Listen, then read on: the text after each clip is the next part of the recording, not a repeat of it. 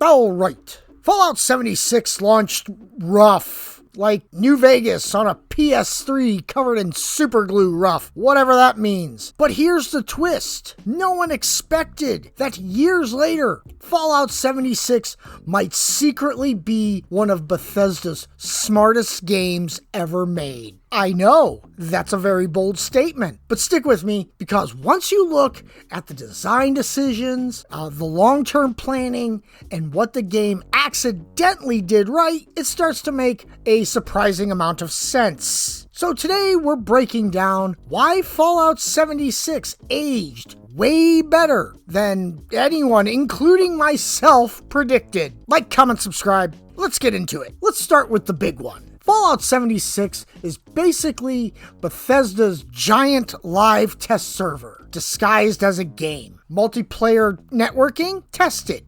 Dynamic events? Tested. Base building system? Tested. Seasonal content pipelines? Tested. This is stuff Bethesda desperately needed experience with, especially with Fallout 5 looming. Now, I know I just said Fallout 5 and you're like, but Fallout 5 isn't an online game. Yes, I know, it's not. Just hold on. Camp building alone taught Bethesda more about player creativity than anything in Fallout 4. Players built everything from giant vending malls to Mothman churches to working Domino's pizza replicas. Bethesda got to study all that in real time. What players like building, how often they move camps, what items become popular. That's direct data that will make Fallout 5's settlement system way better. And honestly, turning Fallout 76 into a giant feedback loop was kinda genius. The one thing that's aged incredibly well with Fallout 76 is the map design. Stop laughing. When Fallout 76 launched, people were like, wow, there is nothing to do here. Then Bethesda added things, and then added more things. And now Appalachia feels like a massive Fallout theme park. Unlike previous Fallouts, the map wasn't built exclusively around quests. The 76 map is built around exploration first. A giant sandbox designed to fill itself over time. Every region has layers of unused space that Bethesda then filled in with quests, new factions, new random encounters, new events, new locations. We're going to Ohio in December. This makes the world feel alive in a way Fallout 4 never quite did. It's almost like Bethesda said, let's build an empty plate and then slowly fill it for 10 years. And honestly, I think it was the right move. This map is aging rather well. It's beautiful. Except for that part down at the bottom. We don't talk about that though. Now, remember when 76 launched with no human NPCs? There were a ton of memes, and there was a ton of pain. Well, here's the Galaxy Brain take. Not having NPCs early was actually smart long-term design. They needed to test the engine under multiplayer load first. Then they needed time to build full branching narrative systems. They used early player actions to shape future factions and stories. Now, when the NPCs did return with Wastelanders, the impact was huge. Players were starving for story, and Bethesda delivered one of the best narrative expansions in the series. It proved something important. Fallout storytelling works shockingly well in a live service environment. The dialogue, the faction choices, and the moral decisions. It was better than most people expected, especially since the lackluster launch. And it absolutely worked better than 76's reputation suggested at the time. Let's talk builds. Fallout 76 has the most flexible, most creative, and most replayable build system Bethesda has ever made. The perk card loadouts? Chef's kiss. Perfect experimentation. Mutations. Honestly, one of the smartest RPG systems Bethesda ever added. And why? Because they encourage high risk, high reward playstyles. Bloodied, you're playing with a tiny amount of health and this huge amount of radiation. Want to be a glass cannon? Want to punch a deathclaw off a mountain? Do you want to run at Mach 5 like a feral squirrel? Mutations made the game weird in the best possible way. And the system aged beautifully because Bethesda kept expanding it.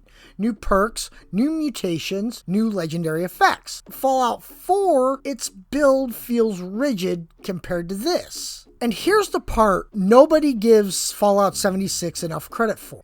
It accidentally created the most welcoming, most dedicated Fallout community in the franchise. And I know I sound like a broken record, but it does. It is. Todd Howard said it himself. He was surprised. He thought it was going to be death and destruction, sprinkled with mayhem. But it wasn't. There were people helping people, trading with people, building together, doing events together, reviving strangers, sharing perk cards, and teaming up constantly. Fallout 4 was a single-player masterpiece, don't get me wrong. It's actually my favorite game in the entire series. But Fallout 76 turned Fallout into a bonding experience. The community basically rebuilt the game from the inside out. New players get showered with supplies. We have the chests that you can drop all your crap in that you don't want. Veterans, they build insane camps, totally insane camps, and events become massive chaotic playgrounds. The community is the reason 76 is still alive and thriving. And you know what? Bethesda learned something priceless. Fallout players want to interact. Now, I may get a lot of flack for this in the comments, but I'm going to say it anyways. Which means Fallout 5 could have some form of co-op experience, which I wouldn't be upset about. I don't want it to be totally online. I like the one-player feature of Fallout. That's why I play Fallout. But to give you an option of you can either play by yourself or co-op. That's nice, and that's something Fallout 5 could have. While everyone is focused on bugs and the canvas bags, T-posing ghouls, Bethesda quietly built a game with insane longevity. Fallout 76 is now 7 years old, continuously updating, packed with content, and still pulling new players from the TV show boosts. It's doing what Skyrim did, but in real time with live service support. Yes, Skyrim didn't have a TV show, but that'd be pretty cool if Skyrim, if Elder Scrolls did have a TV show. So get on that, Bethesda, Todd Howard. Give us Elder Scrolls, the TV show. Do you want... Hey, put it in the comments if you want an Elder Scrolls TV show. Back to Fallout 76. They also have seasonal content. It's consistent and predictable. Reliable? Kinda. Most of the time. 75% of the time. 80. Whatever. The game isn't just surviving, it's thriving. And Bethesda now has all the tools and player data to make Fallout 5 an absolute monster of a game. And it all started right here in West by God, Virginia.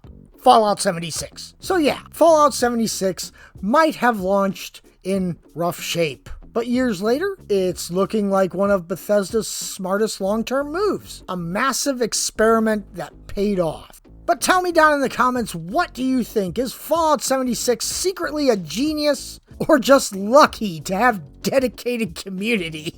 Or a little bit of both. Drop your thoughts in the comments. If you enjoyed this, hit the like and subscribe button for more probably goofy Fallout stuff. Also, if you enjoy watching my shorts, I have a second channel called Rick Games Extra, which I am posting just shorts. I'm breaking up all my Fallout 76 videos and posting them over there. Now I have to go and do things. I'm running 2 channels now. I'm busy. I'm a busy man. All right, bye.